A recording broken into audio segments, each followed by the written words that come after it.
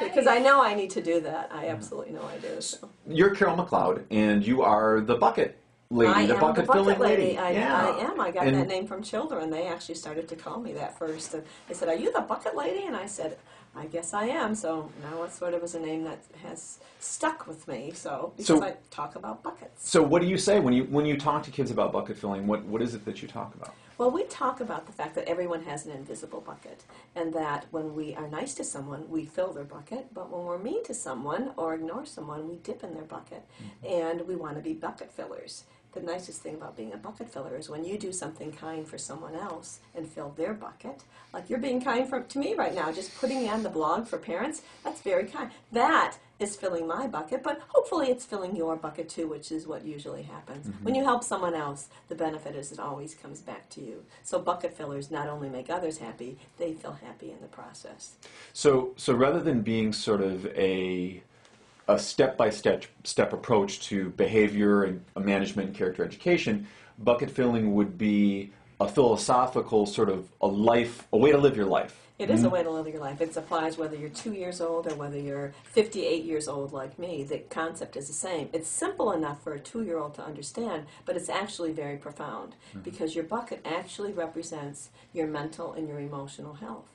And that becomes your self-concept. So truly, we all want to go through our life with a full bucket. And our bucket is affected by the words and actions of others. So we teach a concept that is so simple to understand, but actually even affects adults in the fact that we all deal with issues in life that dip in our bucket. People dip in our buckets when they say or do mean things. Life dips in our bucket. Losses in life, job loss, deaths, divorce, all of those things can dip in your bucket. So that's a fairly profound thing, and we teach you how in spite of those things, you can still go through life proud, confident, and happy, i.e. having a full bucket.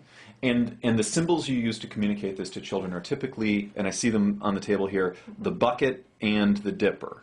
And those are symbolic of both, your own capacity for changing somebody's life. They are.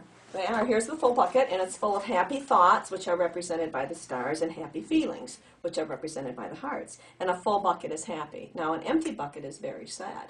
And we all have invisible buckets. Now, we also have invisible dippers.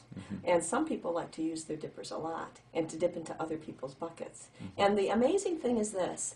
Our dipper kind of automatically comes out when our buckets are empty. When we don't feel good about ourselves, children, when they lack attention, they tend to want to dip in this futile attempt to really fill their bucket. But you never really fill your bucket when you dip. Now, adults dip usually when they're stressed, when they're having not a good day, or they're worried about something. You lose your patience. You tend to snap at people, and that actually is dipping in someone's bucket.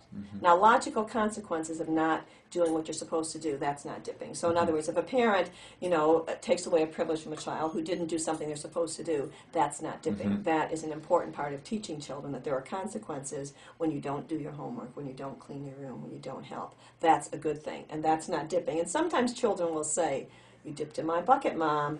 And the truth is, no, you did not dip. The dipping was done by the child who didn't do something that they're supposed to do to help. Because sometimes the best approach to discipline, it goes along with the idea of cause and effect. Yes. That there is a very cause and effect relationship to our behaviors and our relationships. Very much it is.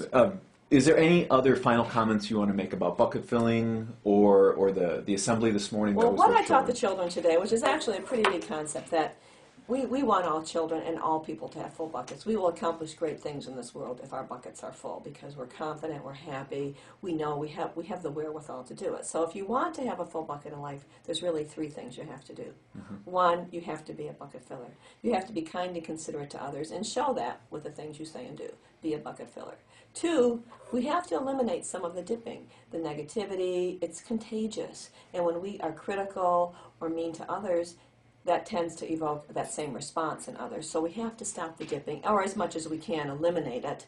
And third, even though you're kind and you're not a dipper, sometimes we do need a lid on our bucket.